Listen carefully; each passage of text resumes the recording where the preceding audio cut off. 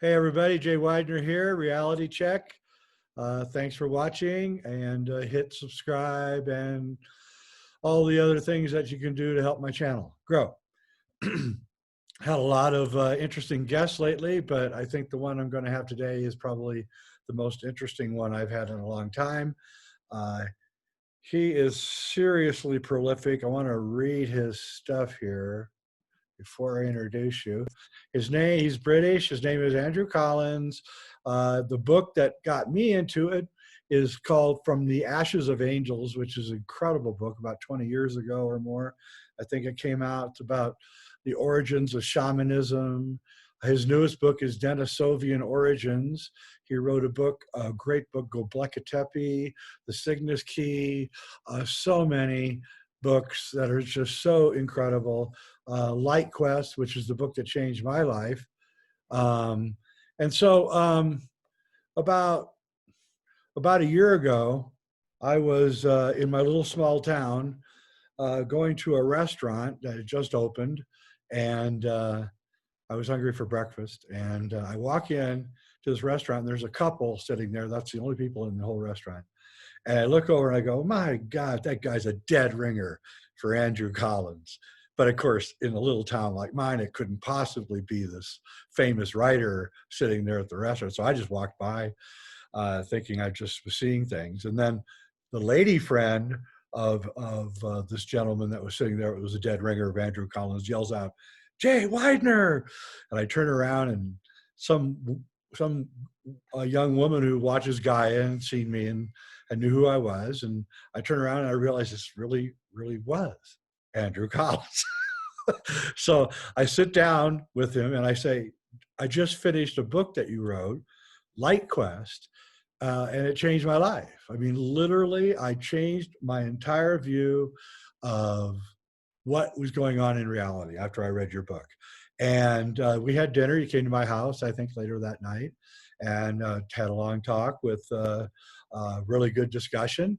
And grateful to have you here, Andrew. And thank you for being on my show. It's my pleasure, Jay. So I'm going to talk about Light Quest. It's like kind of one of your more little known books.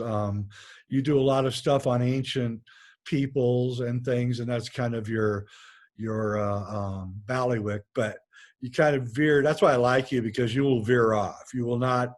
You will always surprise your readers because you go off on a different tangent that is completely unexpected. And Light Quest was kind of that tangent that you took that I did not see coming.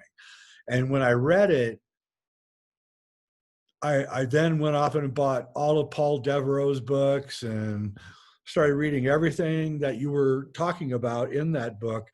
And what what you're saying in Light Quest is that there's like a invisible universe that's around us, and that sometimes it bleeds through and we can see it. And most of us are completely unaware of this invisible universe unless you accidentally have a circumstance where you see it. We also know that there's places that you can go, which you go to in Light Quest, where you can see some of these bleed through places, like the Marfa Lights in Marfa, Texas, which I'm planning on going this winter to go see and film if I can. And so let's talk about it. How did you get interested in this very odd subject of this invisible universe and the bleed throughs? Well, I think it all began, decades ago when I started to investigate UFOs, which is really how I came into this entire business. And like everybody, I believed in, men from outer space. I believed that UFOs were space hardware Yeah, me made too. of nuts and bolts and just coming here. But very quickly, I started to realize that there was something, even more incredible going on, that there was a psychic element to the presence of the phenomena, and that the UFOs, and I use that term lightly, obviously, seem to be intelligent in their own right, that they seem to be entities and that there seemed to be a connection between the phenomena and us, that human consciousness played a role. Now, at first, I actually thought that this had to be wrong. How can looking at space hardware affect the human mind? I mean, it's like saying that, you see a Boeing 747 crossing the sky, that somehow there's a connection between you and this aircraft. I mean, it's just silly. But Right. I realized that very quickly that not only was this psychic element real, but that the phenomena was much less tangible than what I'd realized. And I got to the point where I started to believe that there wasn't any physical UFOs at all, and that the phenomena that was seen was the manifestation of something much more primary that was breaking through into our reality. And we were just seeing a glimpse of it, and that it may well be connected with the idea of multiple dimensions. And that because we only live in 3 dimensions, we can't perceive anything that is of a multiple dimensional reality. In other words, one dimension is everything is just a lines, basically, just a straight line. 2 dimensions, a flat plane that you can have things like circles or squares on. And obviously 3-dimensionality is sort of height, width and length together, which creates the 3D world in which we live. Well, what if you only lived in a 2-dimensional world? In other words, length and breadth. And all you could see was things that were flat, like circles and triangles or squares. And you got a sphere and pushed it through the 2-dimensional world. The people in the 2-dimensional world, which people like Carl Sagan and earlier writers have actually referred to as flatlanders, people that live in the flatland, all that they would see is just an expanding circle that got bigger before it returned back to nothing.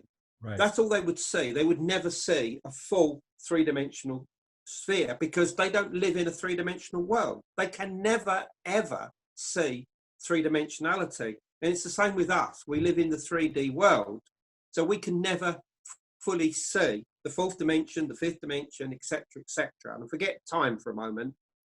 People call that the 4th dimension, but we don't know that it's the 4th dimension. It could be the 22nd dimension. It could be the 150th dimension. We don't know. We're talking about dimensions of geometry and space. And because of this, we can never see a multi-dimensional being, a multi-dimensional form. All we can see is some evidence of its presence, sparkling lights, light forms, something going on, beings that just material out of thin air and that interact with human consciousness before vanishing back from where they come. Right. And this is something which has been familiar to the UFO phenomena for the last 70 odd years. But of course, this is nothing new. This phenomena, as I will be writing in my next book, has been around with us for, since the beginning. I mean, since the beginning of humanity. And, what I want to show, and the book I'm writing is with my colleague Greg Little, who I did the last book with, which is Denisovan Origins. Yeah. What we want to show is that we coexist with this invisible universe that we were talking about earlier, and that the ancient peoples have interpreted its presence in different ways. I mean, what Greg is doing is looking at the absolute intricacies of Native American myths, cosmology, cosmogony, and showing that they had a full knowledge of this invisible universe long before, obviously, it was reinvented in the modern world and has become a part of what we call pop culture today. And what I will be showing is that there are traditions all the way around the world of indigenous peoples that very clearly have beliefs and understanding in this interaction with a multidimensional reality that's been there all the way along, probably since humanity actually began. And and I think this is real. And not only that, but it has intelligences associated with it. Yep. And these intelligences, which we call N beings, the letter N beings, which is short for N-dimensional beings. And the N in this context means number. And the reason why there's just a number here is because we don't know how many dimensions we're dealing with. It could be 5, it could be 10, it could be 11, it could be 22, it could be 154. We don't know. So instead of just putting a number, we just put the N. So that's what we call them, N beings, because they are an intelligence, a consciousness that exists on a multi-dimensional reality, and that we interact with them in ways which we see as either good or evil. Sometimes we see them as God, sometimes we see them as the devil. And throughout time, we have interpreted this relationship that we've had with the invisible universe in different ways. And I also want to show that the ancients built their sacred places, their temples, their stone circles, at locations where this veil between this world and the invisible universe is particularly thin, and that the phenomena at these locations has formed a part of the beliefs and practices of these people all the way along. Because I think it's so important to remember that the UFO phenomena in 1947 with Kenneth Arnold's famous sighting of 9 objects over Mount Rainier in Washington State, or the Roswell crash the following week. UFOlogy did not begin at this time. It's always been with us since the beginning of time. That's right. And it should be pointed out that at the end, near the end of his life, Kenneth Arnold switched his viewpoint and said that he no longer believed that what he saw were hard craft flying, but some kind of plasma or ethereal energy that he saw. And he completely changed his point of view. And I would agree. And I would say Mount Rainier is one of those places where the veil is lifted. People who go hiking on Mount Rainier have all sorts of incredibly strange experiences. And I myself have had a couple of experiences on Mount Rainier, which I can't really explain. And yeah, and I've actually, I think many of the people watching probably have had experiences, which you may want to go back and think about. In other words, you may have seen something and just let it go. But if you think about what you actually saw, maybe in that moment, it was the tear in this universe, between these universes. I myself have had several experiences where I saw inexplicable phenomena that was translucent. Here's how I explain it, Andrew. I believe that we are living at the bottom of an ocean, that the earth itself is the bottom of this ocean. And this ocean goes way out from the earth, like maybe beyond the moon's orbit. I don't know. Can't tell you. We need to develop the technology to start reacting to this kind of stuff. But I believe that this ocean is a plasma ocean, and it's invisible, and it's filled with trillions of intelligences. Don't know what to call them. They look like, sometimes they look like sea creatures. If you look at Trevor Constable's work, the New Zealand researcher who actually developed a camera that could photograph these creatures, I have that same camera now, and I'm going to be pursuing it this summer, trying to get these images, these things, whatever they are. But they have intelligence. They see us. They can see us, but we can't see them, is what I think. And they're electrical in nature, I think. And the reason I think that is because the experiences that I've had, I get this buzzing sound both times that I've had experiences, which sounded like popping electrical sounds. And Of course, if it's plasma, then it would be electrical. And also, I think that you're right. The Native Americans were completely aware of this, of this going on all around them. Maybe they have the ability to see it, and we don't. I don't know. But it's so profound, this understanding, because you begin to understand that you're just a small part of a huge, larger universe that's actually interacting with us.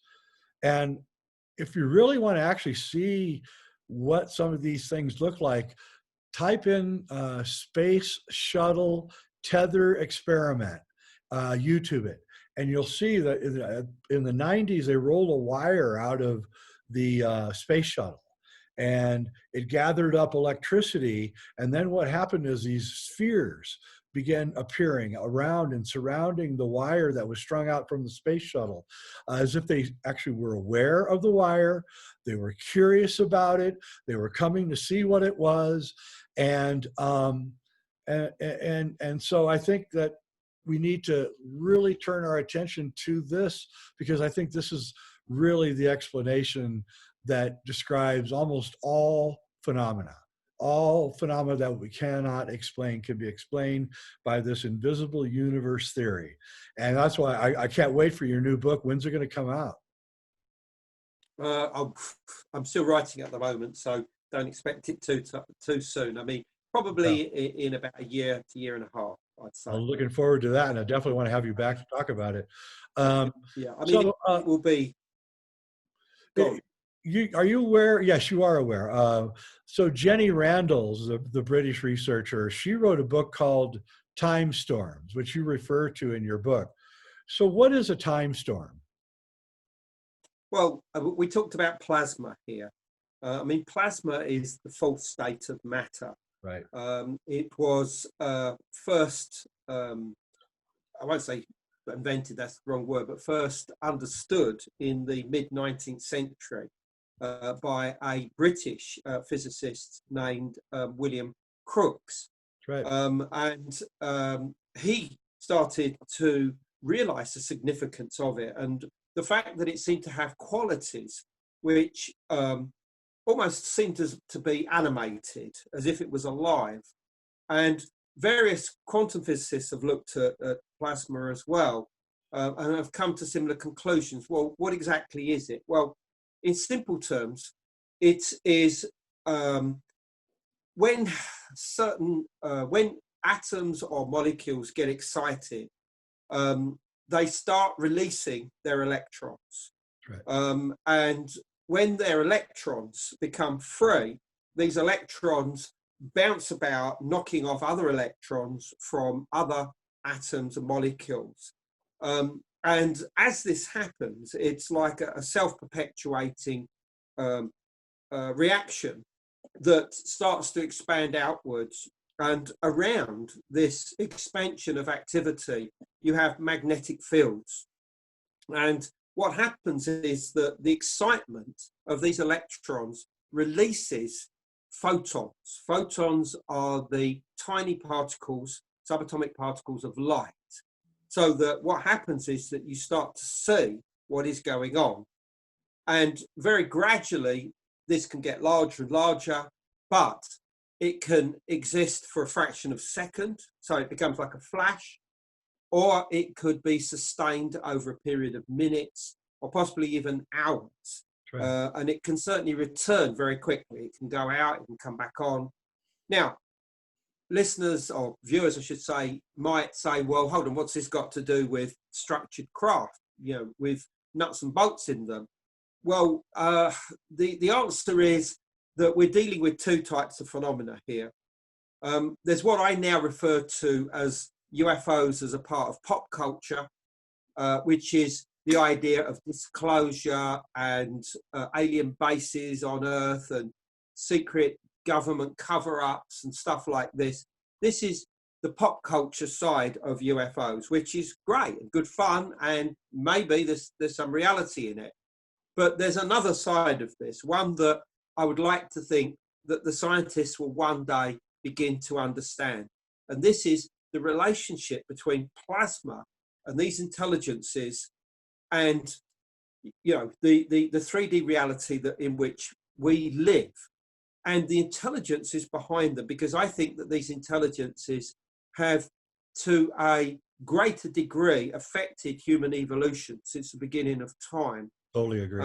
But they are much more nebulous, much more difficult to pin down, and their influence is very, we don't know whether they're good, we don't know whether they're bad, we don't know whether they're amoral, but they seem to view us as, how can I put it? In some ways, it's almost like a point of observation, Right. like we would observe ants in an ant nest. We might look at the ants, we might, write about them, do experiments with them or whatever, but they're still ants. They're always going to be ants. But if one day all those ants gathered together and crawled up a wall and spelt out your name, you would soon start taking more notice of them. And in a way, I think that this is something that humanity has to start thinking about, that at the moment, we are simply pawns in a much bigger game, that we need to become bigger players. We need to understand these end beings, as we call them, and to try and start to interact with them in ways which are not simply going to get, a result, maybe an appearance of a light or some kind of strange phenomena, but proper two-way communication.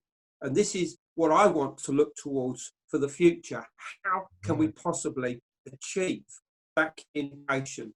And the one thing that I've discovered is that a number of these sites where the veil is thin between, this world and the invisible universe, what you might refer to as portal locations, like Skinwalker Ranch in Utah, for instance, is that they produce very strange sound phenomena in very low frequencies, ultra low frequencies, down to about 40 to 50 hertz, which is below the normal audible range of a human. And I have recorded these very strange sounds, which are totally inexplicable and have been looked at by an engineer friend of mine, Rodney Hale, who's one of the top people in the world that's been investigating strange phenomena on an electrical level for the last 30 odd years. And what's so interesting is that we only get these bursts of activity when we try to communicate with this phenomena. And I find that very, very interesting indeed. It's almost like we are getting a response that we can't properly understand because we don't know the language yet.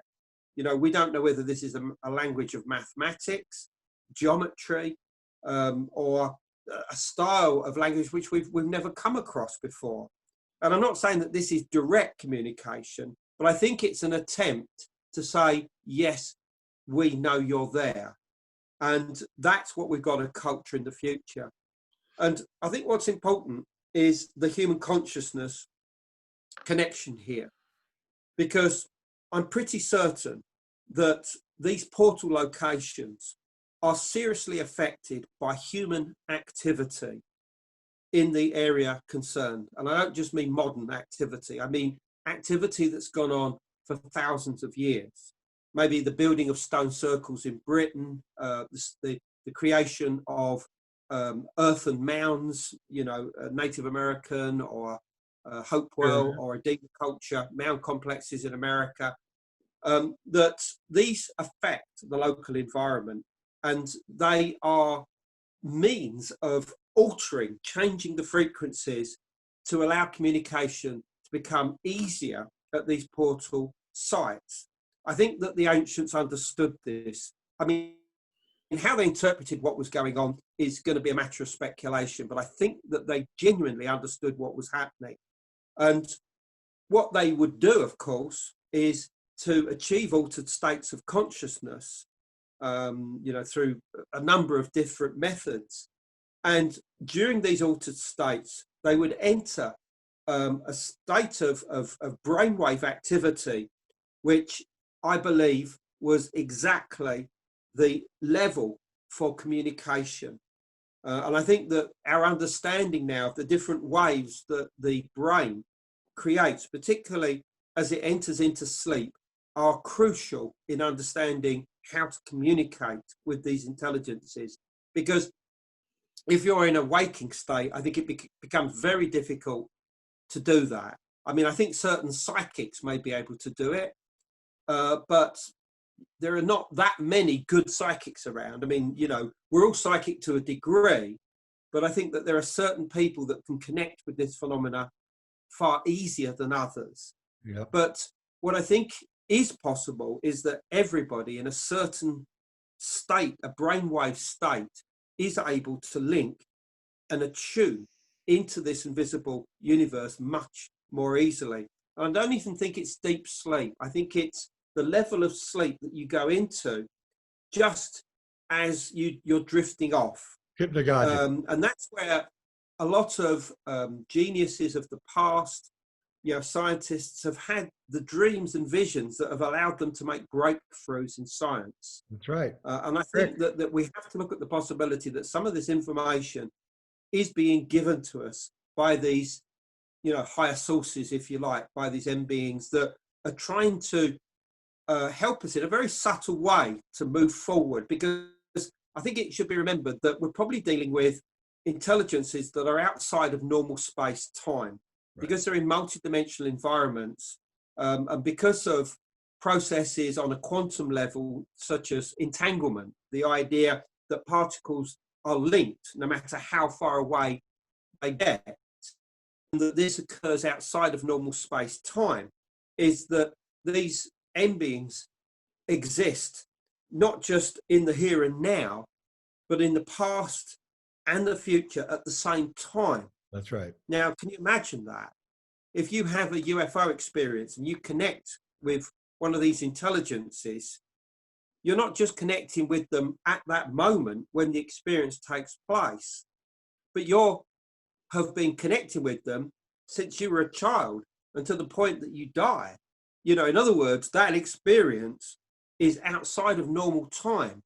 So that when people actually have UFO encounters, when they say that it felt familiar, it felt as if I was coming home or whatever, it's a realization that they've had this connection, this same connection, probably all of their life, because it's happening outside of normal space-time. And this is also the reason why many people, when they've had a UFO encounter, retain a link with the intelligences concerned throughout their life. I mean, obviously they can switch it off, hopefully, you know, when they want, but through dreams, through visions, through, you know, the appearance of more objects in the sky, they feel that this link is retained.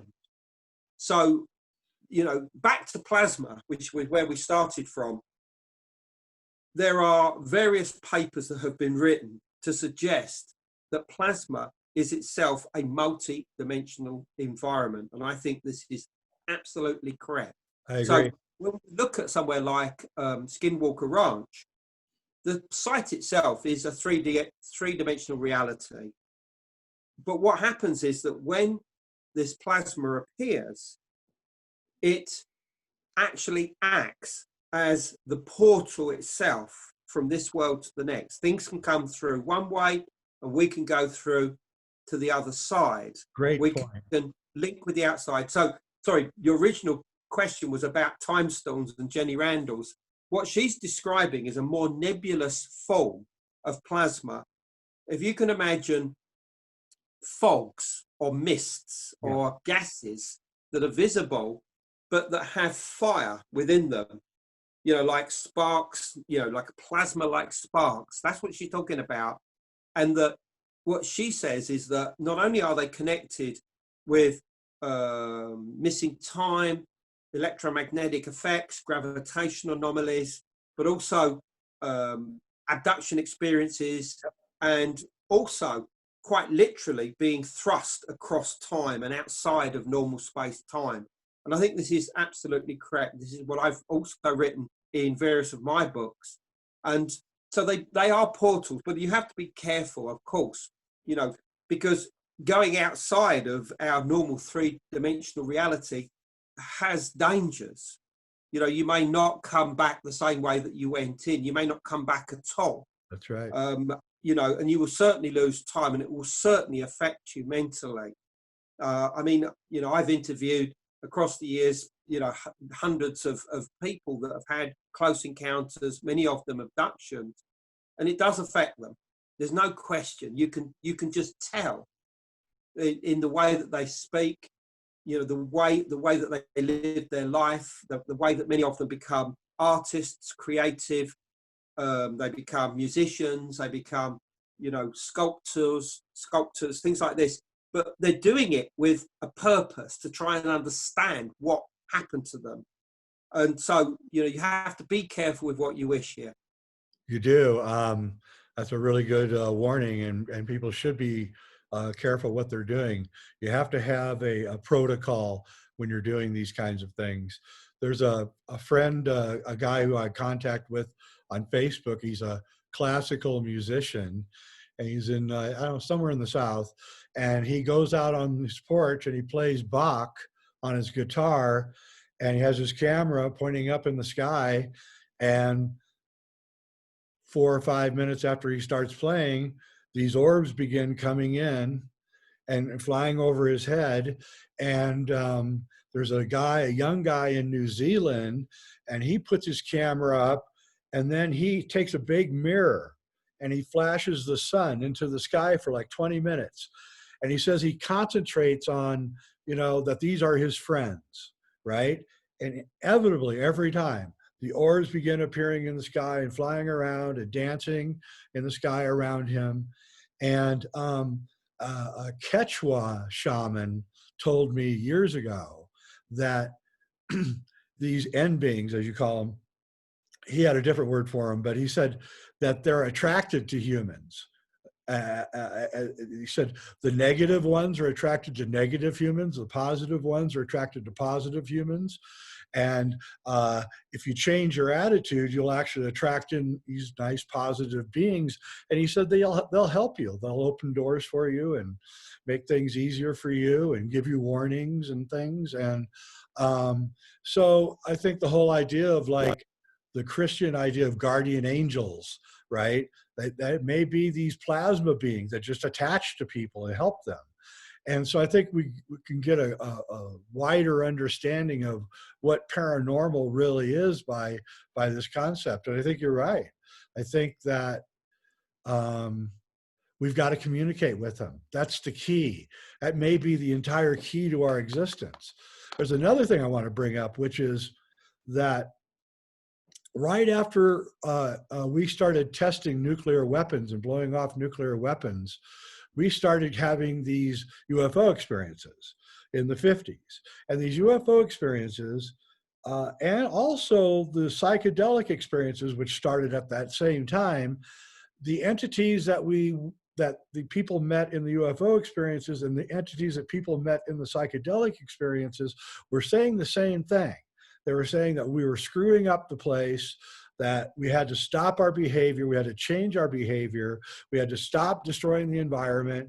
And it was kind of an odd thing that nobody really notices, is that at the same exact time, two different phenomena were both saying the same thing. And I think actually that, I think I lost my recording. I did. No, I'm still recording. Okay. I think that this may be the plasma beings trying to stop us from doing dangerous behavior. What do you think?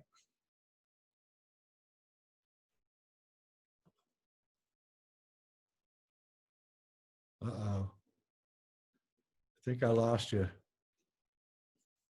Yeah. There you are. How long ago did I lose you?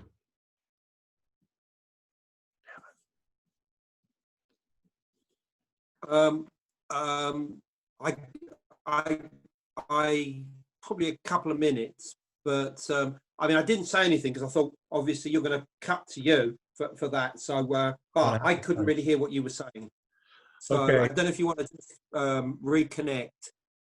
I'll just cut that out in the editing process. All right. So, I can hear you all right now anyway. okay. So what do you think we should do to go about communicating with these intelligences? How do we go about communicating with them? That's a very interesting question. I mean, you've already talked about, people who have their own methods of communication, but I think the first thing we need to understand is that I don't think that every light that appears is an M being. I Right. think that they have intelligence, and I think that we need to look at them this way. If you can imagine a beehive, and you have worker bees going out, doing their thing, and somewhere in the center of that hive, you have the queen bee, and she controls everything, controls what the workers do, the production of the hive and everything. It's of the entire hive that work on their behalf. And if you look at it from a Christian perspective, or a Judeo-Christian perspective, I should say, if you can imagine God, and God has his messengers, who are the angels, and that the angels are the things that interact with us. Well, if you can put God in the place of the end being, then I think that that's a better analogy, because I don't think that the end beings themselves are the things that we directly connect with. There's an intermediary here. I don't think it's necessarily something that we can see in terms of tiers of activity, but I do think that we have to be careful here, because there might just be one end being. We don't know. All we know is it's consciousness. It's consciousness that isn't us. Consciousness that does not originate in the terrestrial world. We assume that it possibly is multidimensional. I think that the answer is that it is. We don't know how far-reaching it is. I mean, the fact that it's outside space and time could mean that as it communicates with us, it's also communicating with people on other planets or in other universes. We don't know. We don't know how powerful, how great these entities are, but I certainly believe that they exist and that we should be very much aware of them. So how do we communicate them? Well, the key is human consciousness. I mean, the people that you described, the guy playing Bach, the guy using the mirror and flashing with the sun for 20 minutes, that's fine. Those are personal ways of doing it. And that's what we've got to do. We find personal ways of achieving it with the belief, and that's the key here, the belief that you can connect with the intelligences behind this phenomena. Because at the end of the day, you could do anything. You could stick 2 bananas in your ears if you wanted, if you believe strongly enough them and to appear. But the other important thing to remember is that they are not performing animals. From everything that I understand, is that they're not going to appear to you just for the sake of it, just like performing dolphins or something like this. If they want you to see them, they will be there. If they want to create a trigger event, they will do it. But you can't just demand that they appear. It's not like some kind of occult ritual, where you evoke an angel or you evoke a demon or whatever it is that you're doing and expect it to appear. They are much bigger than that. Mm-hmm. And, so in other words, you just have to be patient. And if these things want to interact with you, they will. They know you're there. They know what you're doing. And you just have to be humble, really, that we have this knowledge, the knowledge of how we connect with them, and, just see what happens. But beyond that, the communication side, how can we make it two-way? Well, what we need to do is to have sound recorders. You don't have to make them, any more complicated than the little micro recorders that you can buy off any online store, and have them recording for extremely long periods of time, 24 hours at a time, in places where they're not going to be affected by electromagnetic smog. So places obviously in rural, remote locations, like Skinwalker Ranch, or the British form of Skinwalker Ranch is a place called Bempton in Yorkshire, in the north of England, which is an incredible, extraordinary site that I've also recorded some incredible sounds at. And to see if they have any patterns. We're looking for patterns that will be universal, most obviously mathematical in nature, patterns that are not related solely to something that's terrestrial. You have to see them as patterns that are going to be universal, and to try and to make sense of those. I don't think we're at the right stage to be able to do that at the moment. We can make attempts to see what these patterns are, to understand them, but I think that this is going to take another few decades to get where we need to be with this. But the other important thing is that if quantum entanglement is involved, quantum entanglement is something that the human mind, human consciousness can interact with and affect. We can communicate with these intelligences, and they can communicate with us through human consciousness. That's how this communication begins, I think. As I said, it really doesn't matter what you do, as long as you believe fully. And if you're with friends, you have a group, that you all believe solely, that you work together as one. Whatever you do, whether it be song, dance, sitting, meditation, it's a case of being focused. Everybody has to be focused on what you are doing. Now, that may only happen for 1 minute for the entire time that you are doing this ritual or meditation, or whatever it is, or just I watch. It doesn't matter what you do, but that 1 minute might be crucial, because that's when something will happen. And when you look back at that moment, you say, what was it that allowed that phenomena to manifest? And often it's that everybody was in a point of unity at that moment. I think that's really, really important to remember. But how can we look at this with the future of technology? Because I think we've got to look at it of where's all this going? This is great talking about this. And if we can have an experience, that would be great. If we can form some kind of communication, two-way communication, that would be great. But where is it leading? And for me, the key is quantum computing. Quantum computing is something which is in development at the moment. There are many big tech companies, particularly in Silicon Valley, in China, in Britain, and I'm sure in various other parts of the world, that are building a quantum computer. And the big difference between a quantum computer and the computers that we use today is the processing methods. Because at the moment we're working essentially on 2 bits, 0 and a 1. All processing is based on binary systems. But what will happen with quantum computing is that you have a minimum of 6 bits, or qubits as they call them, and you could have 12 and ultimately more.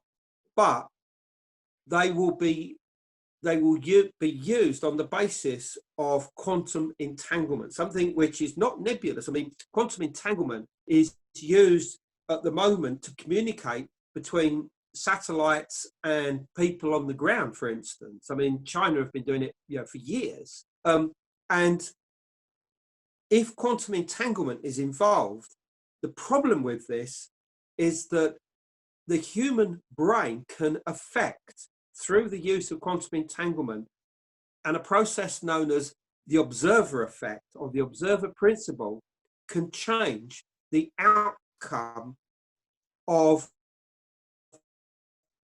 the of what we call experiments. In other words, if you interact, and if that's the case, then the use of quantum computers could be in danger of being affected by the human mind. And these big tech companies are already aware of this, and they're already talking about putting these quantum computers down in the deepest, darkest basements that they can find so that we cannot observe what's going on, because they do not want human consciousness to interact with the processing methods.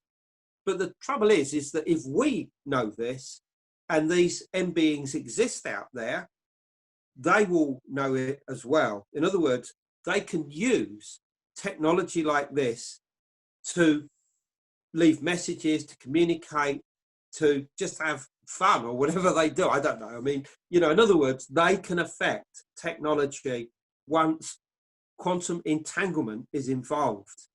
And we need to be aware of this, not just from a negative perspective, but the positive perspective is that we can use these quantum computers to communicate with these intelligences in the future. Yeah, that's really interesting. A lot of people don't realize, but that's kind of what alchemy was or is a science to attempt to communicate with this other dimension and the creatures that inhabit that dimension. So in alchemy, you have 4 states of matter. And in physics, you have 4 states of matter. In alchemy, it's earth, water, air, and fire. And in physics, it's solid, liquid, gas, and plasma. Well, in alchemy, they say that you really can't understand alchemy until you understand what the fire is. And they call it the secret fire. It's the fire that does not burn. And it's plasma, essentially. And so what the Philosopher's Stone was it was a device that gathers up this plasma until it is so filled with this ethereal energy that's all around us that you can use it to heal yourself or heal others, or because that actually is, according to alchemy, what healing is the proper communication with these beings, that they'll actually bring you health or not health. Because remember, they're like animals. Some like us, some don't like us, some are apathetic about us, they don't care. So they're not animals, but they're like animals, but they're sentient. And so I think that once we understand what you are talking about, then we can understand what a lot of our traditions are trying to tell us that we are now scoffing off and saying that they aren't important. Well, actually, they are important. And I believe that even the architecture of the old days, the architecture with the spires and the cathedrals, these were all attempts to draw in these entities. And we have glass and steel buildings, and the entities don't care about that stuff.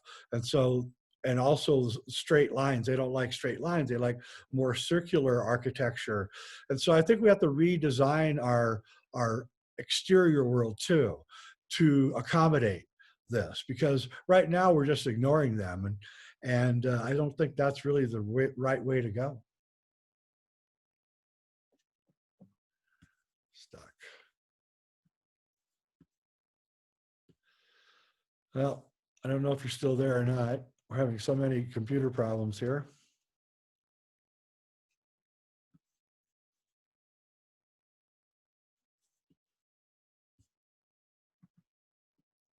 There you are? No.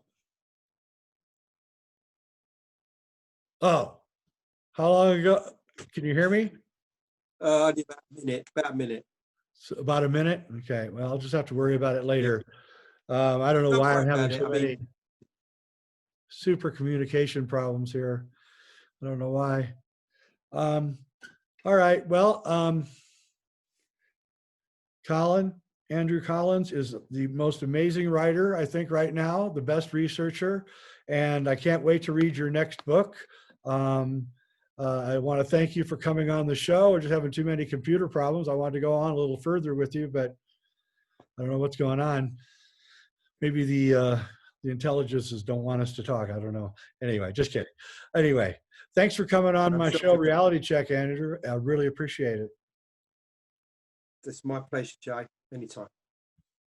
Hang on a second. Thank you, everybody, for watching. Really appreciate it. And I'm sorry about the computer problems. Reality Check, please hit subscribe and all that other stuff. Thank you for watching.